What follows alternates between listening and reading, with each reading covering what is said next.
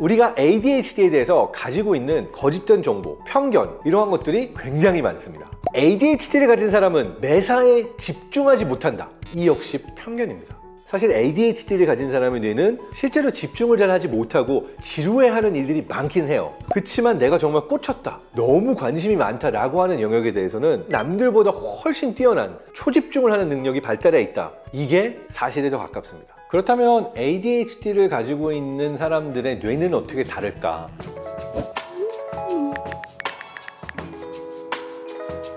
안녕하세요. 뇌과학 박사 장동선입니다. 저를 잘 아는 주변 사람들이 저에 대해서 주로 얘기하는 몇 가지 특성들이 있습니다. 이것저것 벌려놓은 일들이 굉장히 많다. 에너지가 넘치고 지치지 않는 것 같다. 그런데 시간을 제대로 지키지 못하는 경우가 많다. 근데 종합해보니까요, 이게 ADHD를 가진 사람의 대표적인 특성으로 나오더라고요. 잠정적으로 내 스스로 생각하기에는 사실 ADHD에 가깝다고 생각을 합니다. 그래서 오늘 준비해 본 것, ADHD에 대해서 사람들이 알고 있다고 믿는 것들 중에 어떠한 것이 진실이고 어떠한 것들이 오해인가 오늘 한번 밝혀보고자 합니다. ADHD와 관련해서 정말 충격적인 사실부터 여러분에게 공유하고 시작하려고 합니다. ADHD를 가지고 있는 사람들이 일반인에 비해서 일찍 죽을 확률이 엄청나게 높다라고 하는 사실을 최근에 알았어요. 우리가 하루에 한 갑 이상 담배를 필 때, 이건 미국에서 나온 통계입니다, 더 일찍 죽을 확률이 6.6년 정도 된다고 해요. 그런데 ADHD를 가지고 있는 사람들이 기대 수명이 13년이나 더 짧다고 합니다. 놀랍지 않나요?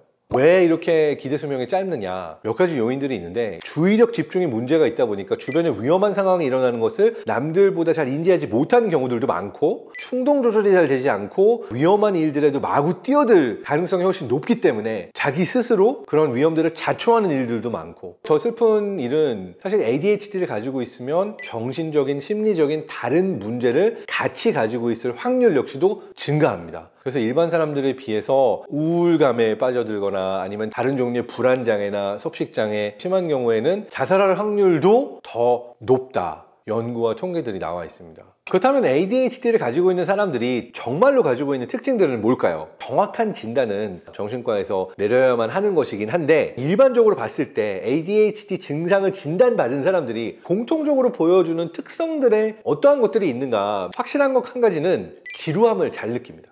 지루함을 잘 느낀다라고 하는 것은 도파민 분비에 문제가 생겨서 내가 동기부여 메커니즘을 계속해서 쭉 끌고 가는 것에 어려움을 느낀다라고도 볼 수가 있습니다. 실제로 ADHD 진단을 받은 사람들의 뇌의 경우에는 도파민이나 노르에피네프린 분비가 좀 떨어져 있어서 중추신경 자극 약물 같은 것들을 처방해가지고 이러한 것들을 좋아지게 만들기도 합니다. 자, 근데 이러한 도파민 분비가 떨어지고 쉽게 지루해진다라고 하는 특성은 어찌 보면은 잘 알려진 특성이라고 볼 수가 있는데, 이와 함께 수반되는 것들이 몇 가지가 있어요. 동기부여 메커니즘이 쭉 끝까지 가지 못하기 때문에 집행 능력이라는 것에 조금 타격을 받아요. 아이들의 경우에는 어떻게 나타나냐, 아침에 학교 가라고 옷을 입으라고 했는데 보통은 한 1분 만에 옷 다 입잖아요. ADHD를 가진 아이들의 경우에는 10분, 15분이 지나도 팬티만 입고 막 돌아다니고 물 마시고 이빨 닦고 그냥 옷 하나 입고 양말 한쪽만 신고 또 딴짓을 하고 있어요. 옷 입는 거, 이빨 닦는 거, 이거 너무나 간단한 일인데 그 한 가지 일을 끝까지 쭉 가지 못하고 중간에 멈추고 딴 일을 하고 있다. 이러한 것들이 잦아서 부모님들이 되게 힘들어 합니다.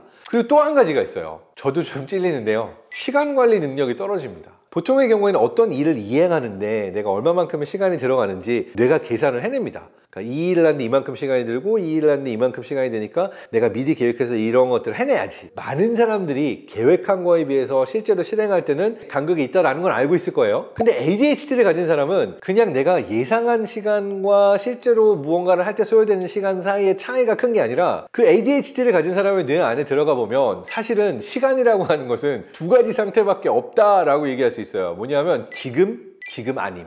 그러니까 내가 10분 전이면 뭔가 지금 엄청 급해가지고 뭔가 일을 해야 되는데, 오 마이 갓! 나 지금 나가야 돼! 라고 하는 상황이 오기 전까지는 지금 아님 상태인 거예요. 내 안에서 시간이라는 것을 쪼개서 시간 블럭들을 배치해서 내가 예측하고 시간을 인지하는 능력 자체가 ADHD에 대해서는 다르다. 그러니까 이걸 알고 있는 저조차도 항상 이 부분에 있어서 지금이라는 상태에는 몰입해서 뭔가를 할 수가 있지만, 지금이 아니면 아 그래? 그거 뭐 때가 되면 하면 되지 뭐 이렇게 생각하고 있다가 난리가 나는 경우들이 꽤 있습니다.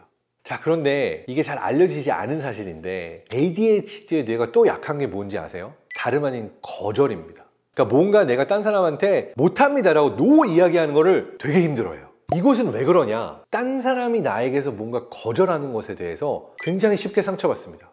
이거를 전문 용어로 뭐라고 부르냐면 Rejection Sensitive Dysphoриa라고 그래서 거절 과민성 불쾌감이 굉장히 큽니다. 근데 요거랑 같이 가는 게 뭐냐? 인정 반응성 도취감이 또 쩝니다.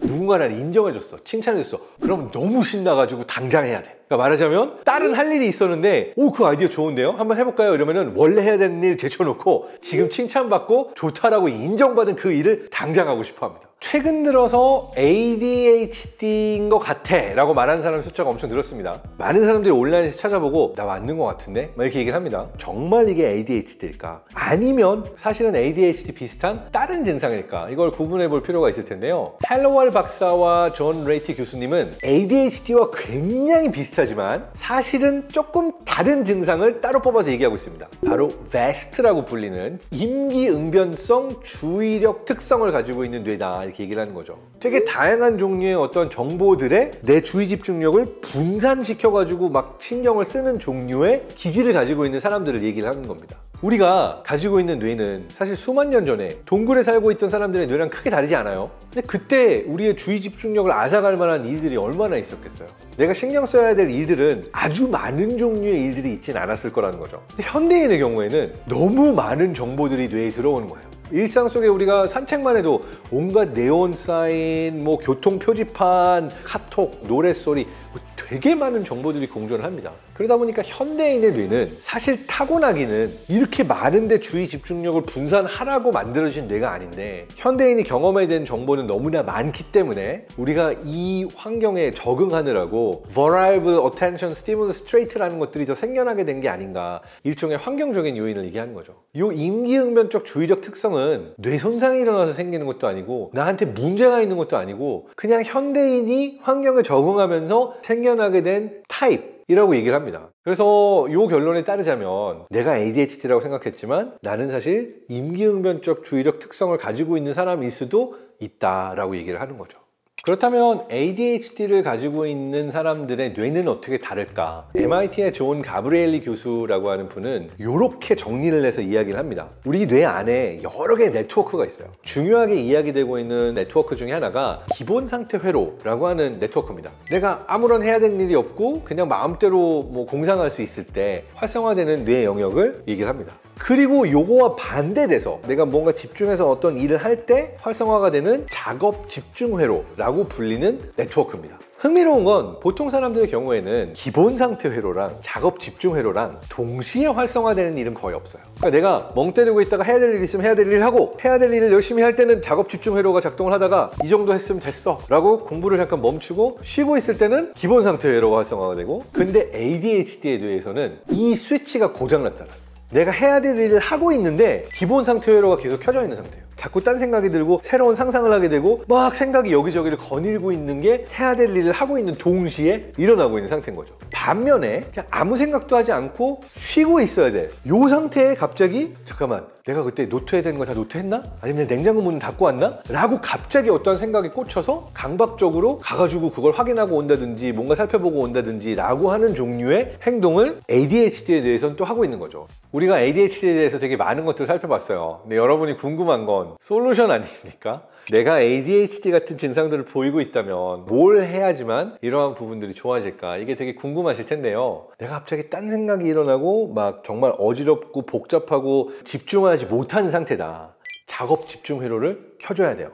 그럼 이걸 어떻게 켜냐? 이때 되게 효과적인 방법 중에 하나가 6383 호흡법 같은 것들을 추천을 해요. 내 호흡에 집중하라는 거예요. 호흡에 어떻게 집중을 하냐? 6초 들이쉬고 3초 참고 8초 내쉬고 3초 참고 6초, 3초, 8초, 3초 요거에 계속 집중해야 되니까 딴 생각이 들어올 틈이 없이 나의 호흡과 호흡 시간에만 집중하게 되잖아요. 이 연습을 통해서 이 호흡 자체에 집중할 수 있게 되면 뇌의 작업 집중 회로 활성화시키는 데 성공했다. 그러니까 이 호흡을 한 5분 정도 해주고 나서 바로 봐야 될 일, 해야 될 일로 들어가게 되면 바로 몰입 상태나 초집중 상태로 넘어가기가 좀 더 수월하다 라고 얘기를 하고 있는 거죠. 또 내가 딴 생각을 없애면서 집중할 수 있게 만들어주는 가장 좋은 방법들 중에 하나가 운동이라고도 얘기를 하고 있어요. 눈 감고 한 발로 서 있기, 짐볼 같은 거 놓고서는 다리 떼고선 이 위에서 균형 잡는 거, 그리고 저글링 같은 종류의 이런 운동들, 밸런스와 관련된 많은 운동들을 하면 되는 거예요. 이러한 것들을 하게 되면은 소뇌와 전정기관 사이 회로를 강화시켜 주는 건데, 요거를 지속적으로 몇 주 동안 했더니 ADHD 증상이 호전됐다.